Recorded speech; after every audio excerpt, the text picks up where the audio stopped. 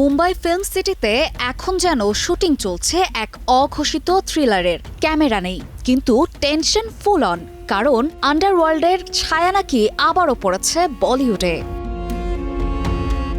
Lawrence Bishnoi গ্যাংয়ের নাম ঘিরে নতুন করে আলোচনায় এবার বলিউডের এনার্জি বোমা রণবীর সিং।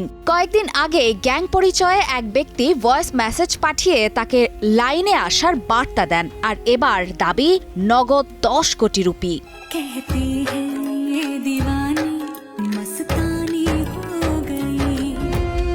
ইন্ডিয়া টুডে এর প্রতিবেদনে বলা হয়েছে, যুক্তরাষ্ট্রের একটি নিবন্ধিত নাম্বার থেকে হোয়াটসঅ্যাপে পাঠানো সেই ভয়েস নোটে সরাসরি হুমকি দেয়া হয়।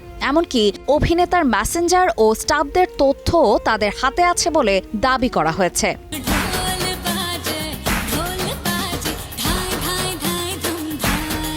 হুমকির পরই মুম্বাইয়ে রণবীর ও তার স্ত্রী দীপিকা পাড়ুকোনের আবাসনে বাড়ানো হয়েছে নিরাপত্তা। সশস্ত্র পুলিশ মোতায়েন, সিসিটিভি খতিয়ে দেখা আর ক্রাইম ব্রাঞ্চের তৎপরতা সব মিলিয়ে সিনেমার সেট মনে হলেও বাস্তবে চলছে অ্যাকশন।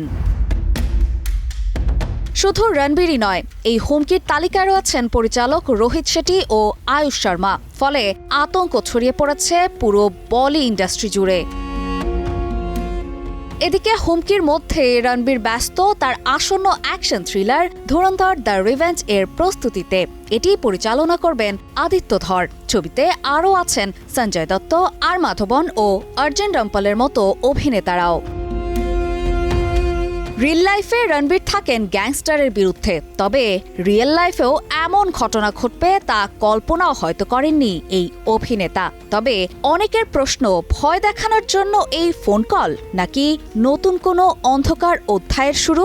অবশ্য সময় বলে দেবে সেই উত্তর। অপর্ণা বর্ষা, সময় সংবাদ, ঢাকা।